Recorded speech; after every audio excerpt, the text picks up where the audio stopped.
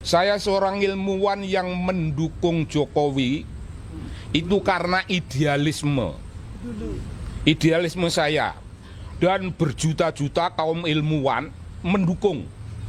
Tapi berjuta-juta itu kan tertipu, ya biasa saja kita tertipu tuh nggak apa-apa. Demikian yang bisa saya sampaikan, mungkin Bang Risman akan sampaikan sesuatu. Cukup, baik. Ya, baik, mungkin sedikit. Ya. Mulai tanggapannya terkait Ya, sebentar ya, kita satu-satu pelan-pelan ya. Setelah Dr. Tifa, kita memberikan kesempatan dan kehormatan kepada prinsipal satunya, Rismon Sianipar. Silakan Bang Rismon. Cukup? Sama. Sure. Oke. Yang paling penting kita sudah kasih kesempatan. Nah, berikutnya adalah Pak Muhammad Sobari karena beliau datang duluan ya. Kita hormati beliau. Oke, silakan. Nggak harus begitu. Iya. Oke, terima kasih. Saya menjawab atau menjelaskan? Oke, kalau menjelaskan begini dulu, Bung. Kita jangan, ini Bung Refli ini kan kawan dekat jadi banyak berguru. Jangan ada yang menulis kata termul untuk saya. Itu sangat tidak apa namanya? Bukan soal apa, tidak menggambarkan kebenaran. Saya seorang ilmuwan yang mendukung Jokowi itu karena idealisme saya, dan berjuta-juta kaum ilmuwan mendukung. Tapi berjuta-juta itu kan tertipu, ya biasa saja kita tertipu tuh nggak apa-apa. Ketika tertipu kita tidak lagi mendukung. Idealisme kita itu tidak bisa dijalankan oleh dia. Gagasan-gagasan dari dia, bahwa dia itu orang kampung, bahwa dia itu orang kelas bawah, bahwa dia itu tidak korup, itu ternyata tidak bisa dipanggul. Jadi saya tidak pernah menjadi termul, karena termul itu kan orang bayaran toh. Masa aku dibayar yang edan? Enggak pernah. Benar tuh, Refli Harun. Para ilmuwan itu semuanya tidak ada yang mendapat uang rokok. Rokok saja nggak dapat. Nah, sekarang itu deklarasi tingkat awal. Yang kedua, saya hadir di sini sebagai orang yang akan menjelaskan dunia keilmuan dalam bidang kebudayaan.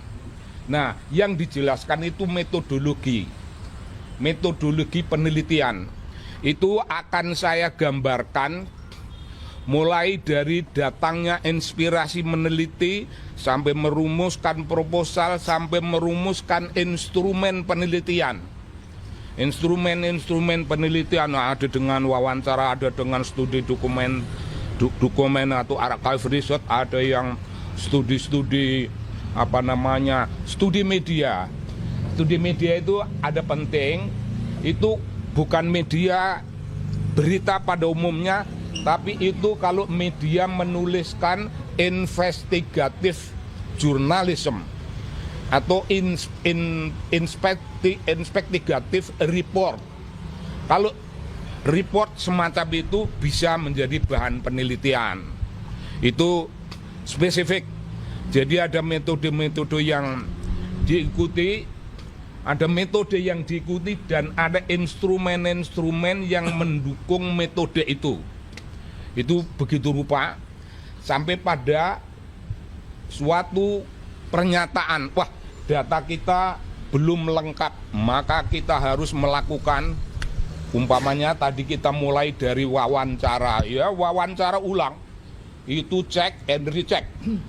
Kalau check and recheck itu masih juga belum menggambarkan kebenaran, itu dilakukan suatu wawancara mendalam untuk memperoleh keutuhan. Saya kira macam gitu. Jadi secara keilmuan saya akan pertanggungjawabkan bahwa yang dilakukan ini tidak ada sesuatu apapun, sekecil apapun yang menyimpang dari kaidah-kaidah keilmuan. Nah, kalau kaidah keilmuan ini sudah terjabar dengan baik, saya akan menjelaskan 3 tokoh ini dalam peran apa.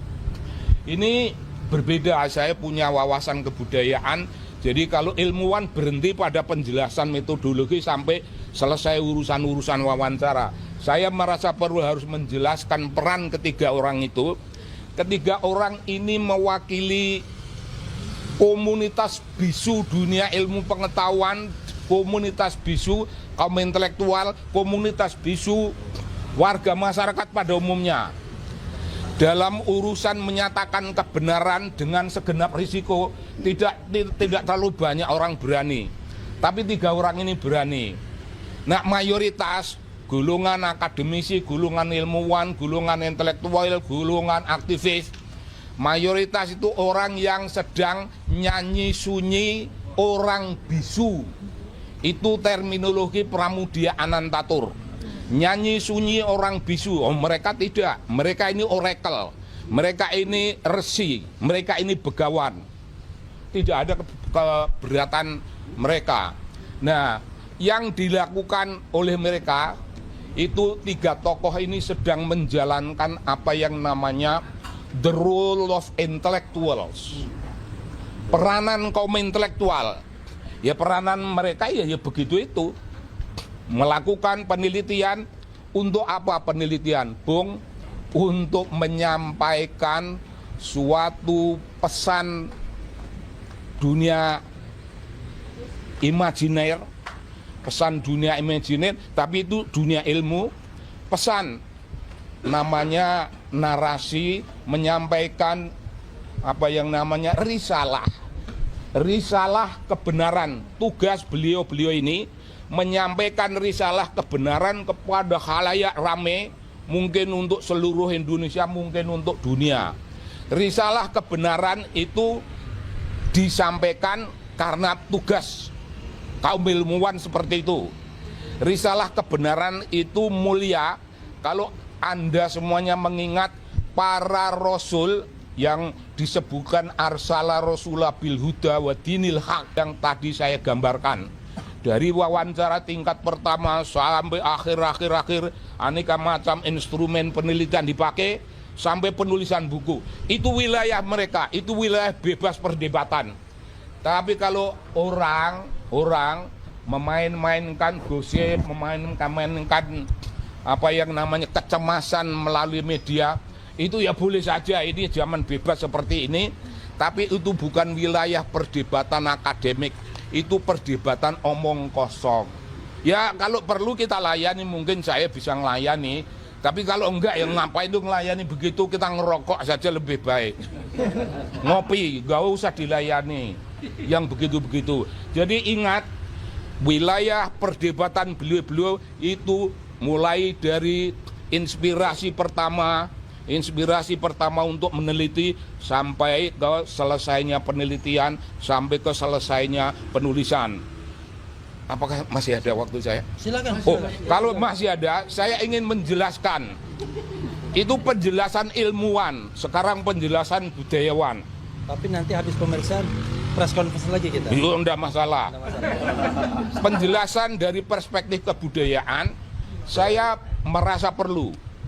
Setelah beliau-beliau bisa melakukan deskripsi yang sifatnya analytical, deskriptif analisis terhadap hasil-hasil, terhadap fenomena lapangan yang terkumpul menjadi suatu body of knowledge,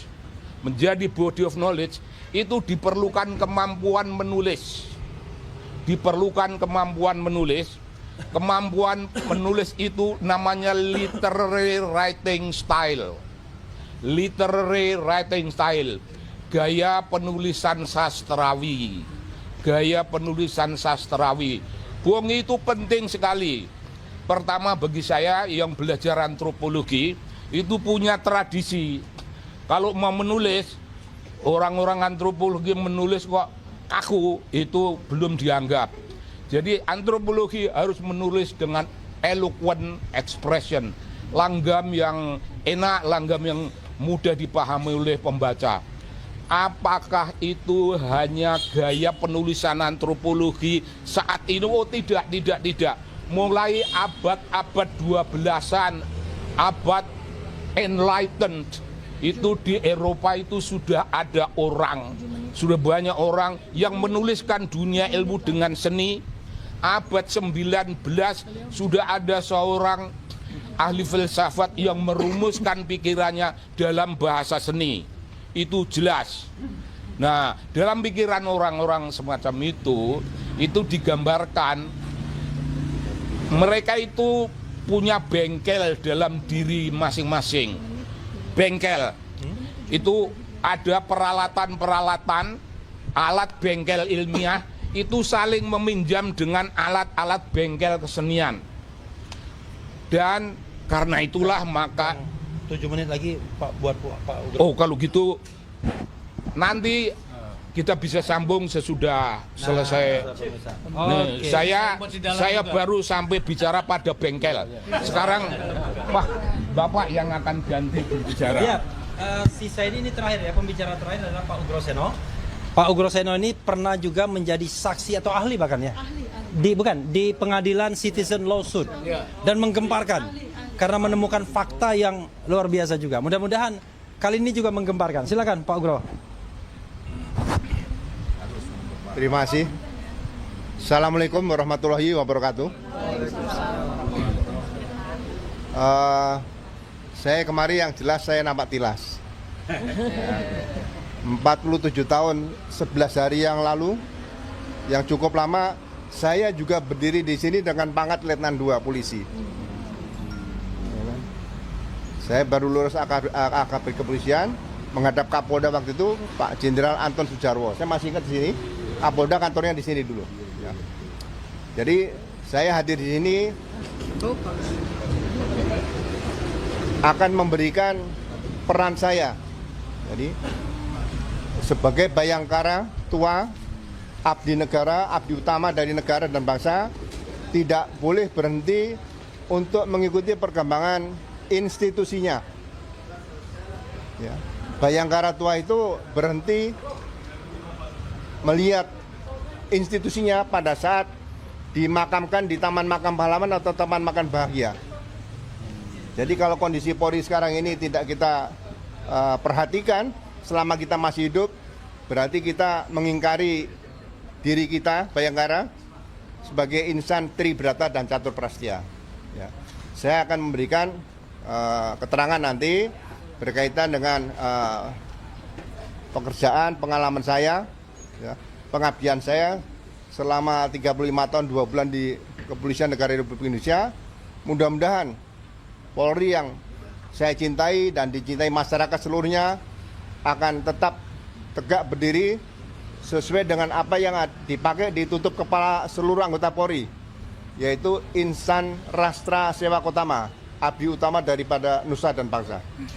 Itu saja, mudah-mudahan nanti bisa kita berikan setelah saya melakukan memberikan keterangan di depan para penyidik. Terima kasih. Bapak tadi disampaikan Bapak akan menyampaikan terkait KUHAP. Nah, penetapan tersangka tadi terhadap 3 orang ini apakah sudah sesuai KUHAP menurut Bapak apa? Ya, nanti saya berikan setelah keluar dari ruangan penyidikan nanti, pasti akan saya berikan.